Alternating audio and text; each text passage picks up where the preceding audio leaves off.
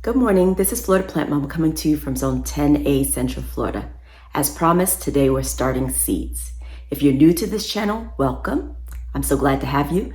If you have subscribed to this channel already, you've probably seen me do this a time or two before, but it doesn't hurt to watch again. Join me as I start seeds for the year 2025. If you're starting your seeds with me today, go ahead and gather your supplies. You'll need a tin or basin or something to hold your seed bags in once you fill them with soil and place the seeds in. You will need little Ziploc baggies. I use these to initially germinate my seeds because they take up less space and they act as a little mini greenhouse until the seeds germinate. Once the seeds germinate, I prick them out and put them in a larger home, either in the ground outside or I pot them. So you'll need some Ziploc bags. I am conscientious about the amount of plastic that I use, so I try and reuse these bags over and over and over again. I keep them until they start falling apart or until a puncture develops in them. So we reuse plastic around here to make the most efficient use of it. Additionally, you'll need some seed starting mix, soil. I don't typically buy specifically seed starting mix. Typically, I'll just go ahead and get regular old garden soil and I'll sift it to take out the big particles, and I'll add a little bit of vermiculite or some perlite. But in the spirit of keeping things simple, I went ahead and purchased this bag. It cost about $7, maybe $8. It's gonna save me some time and some energy. I don't have to spend an hour out there sifting dirt. And what else will you need? You'll need some water, and you'll need a place to put your seeds or your little baggies with the seeds in them once you've done this process. I'm going to be using this grow tent, grow house, whatever you call this thing, because I like to start my seeds inside. It's still pretty cold outside, and I don't look for Florida. It's still pretty cold out. It's still pretty cold outside. I don't have a place outside that's protected from rain, from heavy sun, and from the cold right now. So I find it easier to start my seeds indoors, and once they've germinated, I can pot them and either keep them in here until they're a little bit more mature, or at that point germinate them in the position that I want them to go in the garden. It saves me a little bit of time, I think, and I can see exactly what's germinated before I try and put it in the garden spaces, so it limits the amount of open spaces that you have in a garden. And did I say everything? Seeds, potting soil, a basin, Ziploc baggies, water, and a place to put your seeds once you've planted them in the bags. So I've gone ahead and I've labeled all of my Ziploc baggies with the seedlings that I plan to start today. I just go ahead and fill the bags with soil or seed starting mix. I use about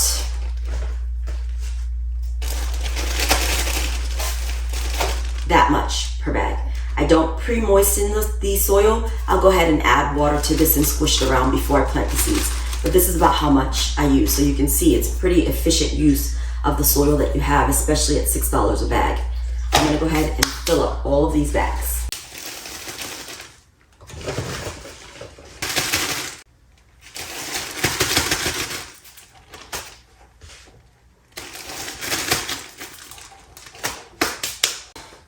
The bags are all full. Now I'm just gonna go over to the sink and I'm gonna add water to each bag.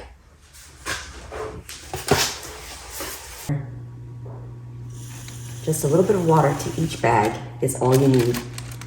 And I just squish the bag around in my hand a little bit to make sure the water is evenly distributed and absorbed by the potting mix.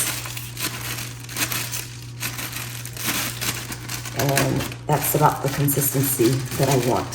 Basically nothing dripping out the bag, but the soil holds together. Okay, holds together, makes a clump, but no dripping of water out of the bag. I'm gonna do that for each of these little baggies. The soil has been moistened and it's now time to start our seeds. So this process is also pretty easy. Let's take these out of here for now. Now, if you've added too much water to any of your bags, no worries. Just add a little bit more soil. Basically, here, I'll show you here. I just kind of mash them down so that they take the shape of the baggie. Then I open them up.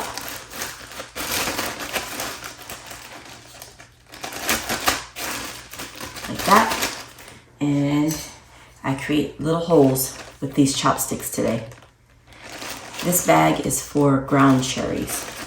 So ground cherries, I'll plant several of them in here.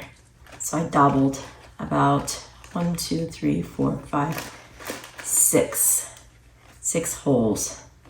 If I grow 4 or 5, or if I'm successful with germinating 4 or 5 ground cherries, I'll be happy. I'll probably put a couple of seeds in each hole. Since they're very small seeds, these are my ground cherries. You can see they're tiny, tiny seeds. So let me bring it closer so you can see what I'm doing here. That's the baggie with the little double holes in it. And now I'm just gonna go ahead and put seeds in the baggie. They're super, super small.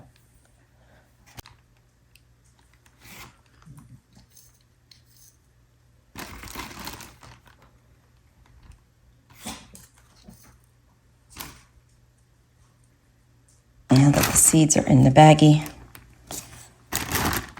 I can just go ahead and use the same chopstick here and just push them in the little holes and cover them up. Then I just press them firmly in.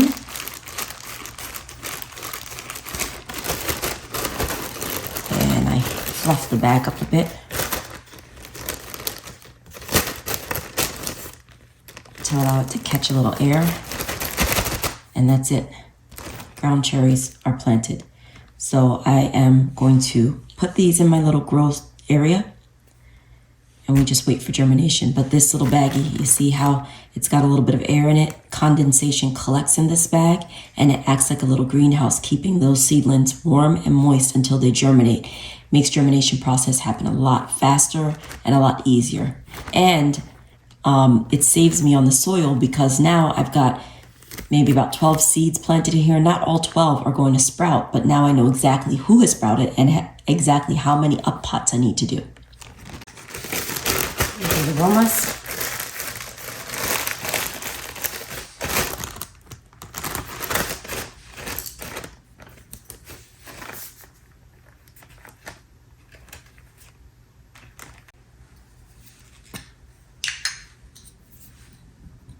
They didn't give me too many seeds with this little bag that I got of aromas. I'm gonna put 2 in each of the little holes that I dug.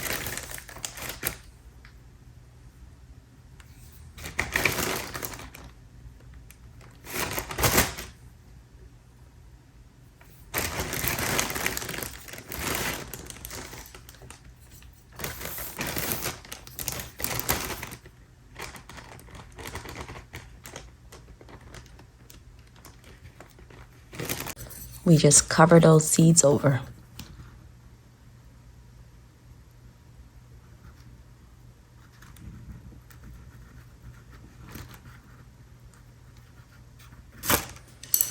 And we mush them down a bit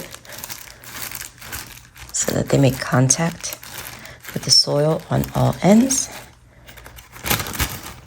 Fluff the bag out.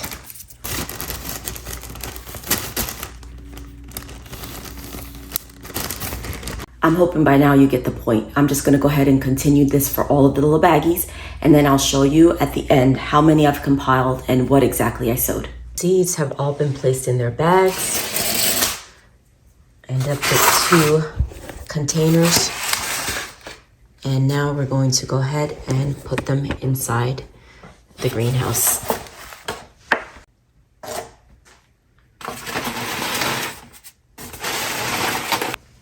They don't necessarily need this much light to sprout.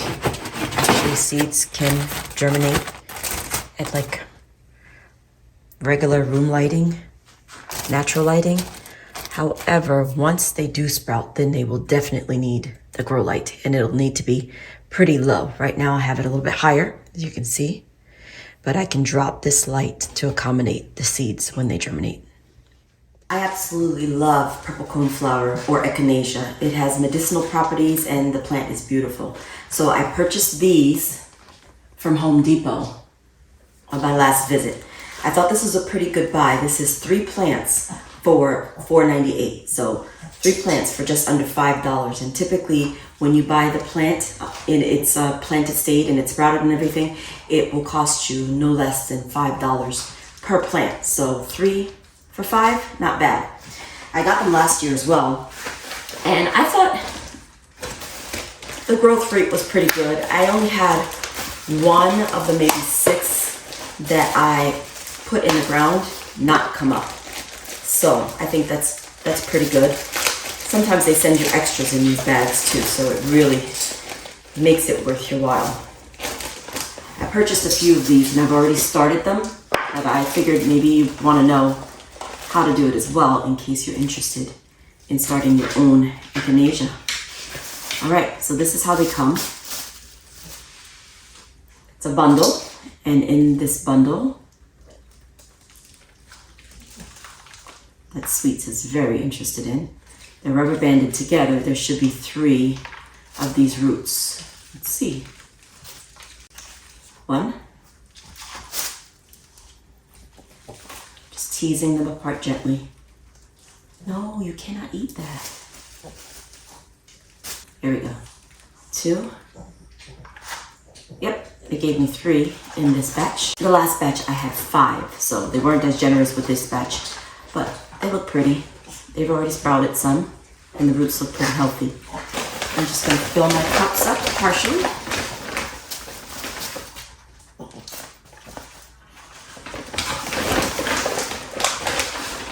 So for obvious reason, these are going in cups as opposed to baggies, because there's no way I can do anything with this in a baggie. So actually these cups are probably on the smaller side for them too, but I just need them to grow a little bit before I put them outside.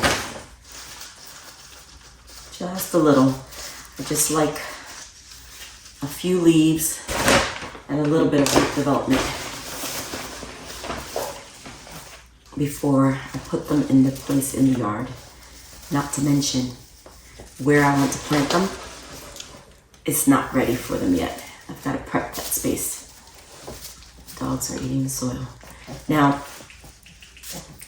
I'm putting this in the same seed starting mix as I am starting my seeds, and this seed starting mix does not have many nutrients in it at all, so I'm gonna have to fertilize these pretty soon. So within the next few days I will be giving these a dose of fertilizer, because there's really nothing in this seed germinating mix to sustain them. This is my grow house, as I said before. These are the ones that I started a little bit earlier in the day. These are the seeds that I started this morning. As you can see, there's already condensation in the bag, which is why I said that once you get them wet and you seal them in this little greenhouse, which is the baggie, then you have minimal work to do in watering, because the soil stays moist just from the condensation that's in the bag. So that helps germinate your seeds. The hardest part about seed germination is keeping the soil moist, but not oversaturated.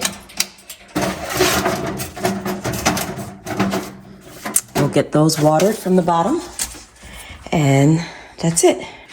Just in case folks at home don't know what I mean by watering from the bottom, I just mean pouring water in the pan as opposed to in the cup, and allowing the pots to absorb the water from the bottom.